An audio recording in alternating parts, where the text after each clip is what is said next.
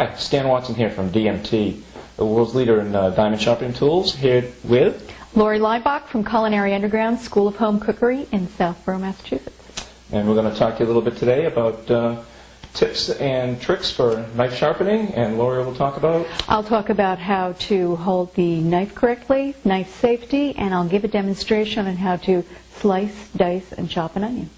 So with that said, let's just jump right into it. So, Lori, explain to me why a sharp knife is a safe knife.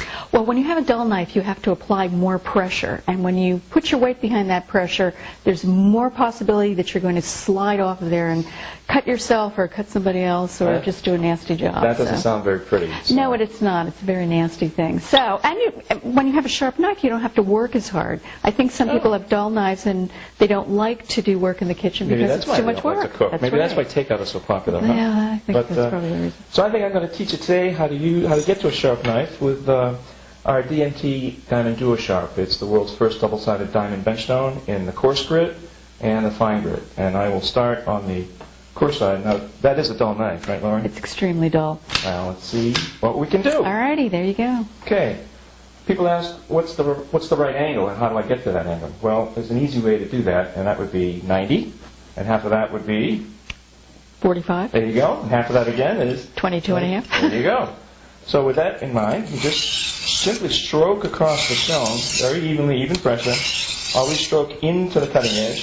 4, 5. Flip over to the other side, do the same thing. You have 90, 45, 22 and a half.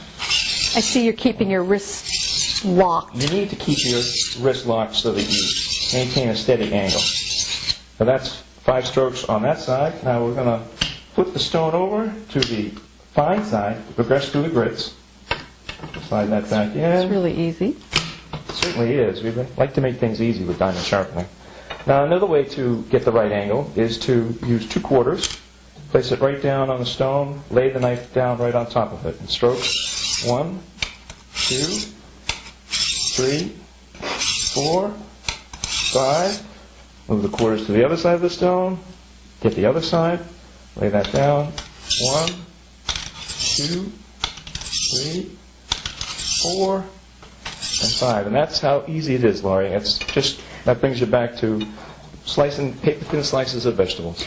I noticed that it's only 5, basically 10 strokes altogether to get a sharp knife. Diamond cuts so quickly that it's about 10 times faster than conventional abrasive. So my 5 strokes there would probably be equivalent to 50 strokes on an Arkansas stone or a water stone. Oh, it's wow. that fast. And you don't have to wet the stone here? No, you can do it dry, or you can do it with a few drops of water. Good practice is to just wipe the surface of the stone clean when you're done, and that's how quick and easy it is to have a sharp knife from DMT. Terrific. All right. Well, Laurie, I think the knife is ready for you to try and put it through its paces and make sure I did my job. All right. The best test for this, I'm going to wipe this off since you were using that on the stone. I think what are we doing here? We're going to do an onion because I think we do more onions in the kitchen than anything else, and I think this is the least favorite job of most cooks. Are you going to make me cry when you cut into No, we are. Well, I always tell students that you need to learn to do onions quickly and stay ahead of the tears. But I'm going to show you a couple of tricks for making this a less pleasant, unpleasant chore. Most of the volatile oils in here are in the root end of the onion. So if we keep that root end intact, it's going to keep all those oils there instead of just whacking away at it and releasing all those oils. That's usually the first thing I do is square up the ends. Cut that off, right. You know? That's what's giving you problems. Plus it holds all those layers together when we're cutting. So that's a little bit better. So that's the root end, and the stem end, as it comes out of the ground, is like that. Right. So as with everything that we cut, we want to create flat surfaces so that we have stability. So that's safer too, then, It's much safer that way. And no matter what I'm doing, I always tell students, try and create flat surfaces. Now, I want to talk a little bit about... That's true with sharpness, too. Flat surfaces are very important. Flat surfaces are very important.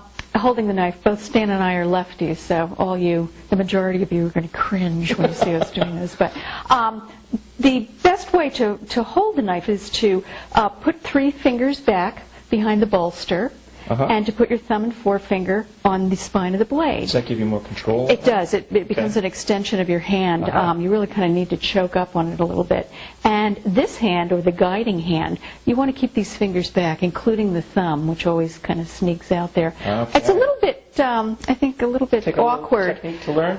But you want to practice it because you know, you don't want to lose these. They're important.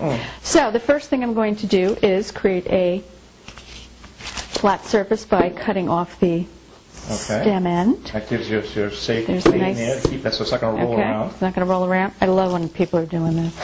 And then I'm going to make a cut this in half through the root end, and remove the skin. Okay. And no matter whether I'm slicing or chopping or dicing, I always do it this way. Unless I want onion rings, this is the best way to do it. All right. Now, we can make slices, little half moons. Now, there's got to be a technique to do this, because when I see people doing this, it's just they're going all over the place, and they get down to this little dinky thing that they can't hold on to. What they generally do is they slice and then they start chopping away, and all those oils are being released from the cell structure, and the tears start, and it's just nasty.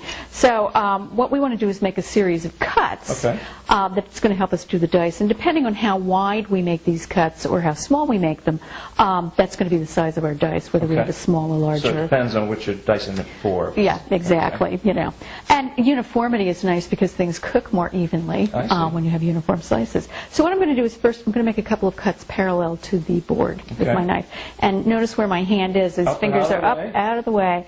And I'm not going to cut all the way through. Ooh, that's a nice sharp knife. What a pleasure to work with. The first part worked well. See, I'm not going all the way through. I'm going to leave that root end intact. So I have a couple of cuts that way. Now I'm going to use the point of my knife. I'm going to point towards the root end. And again, I'm not going to go all the way through. I'm just going to make a series of cuts. And you see my fingers are back, out of the way. Nice and safe. And with beginners, I said, you know, you don't have to be, you're not on the Food Network, so you don't have to be going quickly here. Right, take your time. Just take your time. So it'll come with skill. Absolutely.